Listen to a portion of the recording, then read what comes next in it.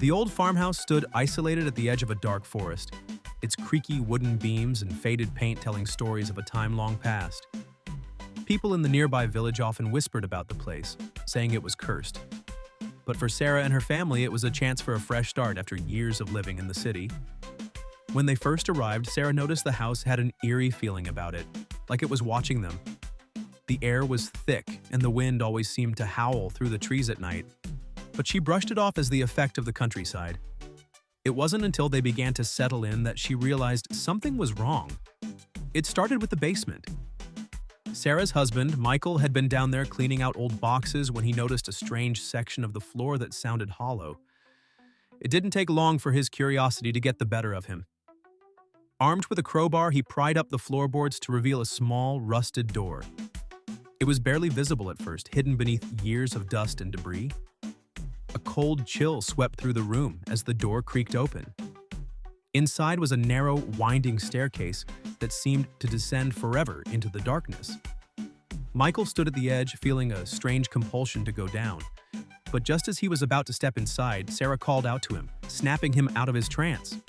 "We don't know what's down there. Let's just leave it alone," she urged, though a part of her felt drawn to the hidden passage as well. They agreed to lock the door and forget about it, but the house had other plans. That night, Sarah couldn't sleep. Strange sounds echoed through the walls like soft whispers and tapping, as though someone or something was trying to get her attention. When she went to check on her children, she found them both wide-eyed, sitting up in their beds, staring at the ceiling. "Mom, the door, and it opened," her youngest whispered, her voice trembling. Sarah rushed to the basement, heart pounding. The door was ajar again. But this time, something more unsettling awaited her. As she stepped down the creaky stairs, a low, guttural growl echoed from the bottom. It was not the sound of any animal she knew. She hesitated, her feet rooted to the spot, but then, against her better judgment, she descended further. At the bottom of the stairs was a room unlike any she had ever seen. The walls were covered in strange symbols, and the air was thick with the scent of damp earth and decay. The floor was littered with old, dried leaves, and in the center of the room, an altar stood, covered in what appeared to be dark stains. As she stepped closer, she realized it was blood. A low voice, barely audible, whispered from the shadows, "You shouldn't have come." Frozen in place, Sarah felt a cold hand brush against her shoulder. She whipped around, but there was nothing there. The air felt suffocating, as if the house itself was alive, feeding off her fear.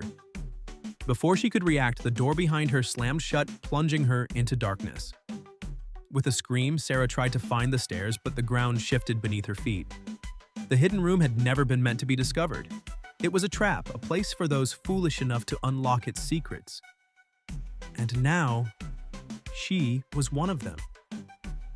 From that night on, the house was silent.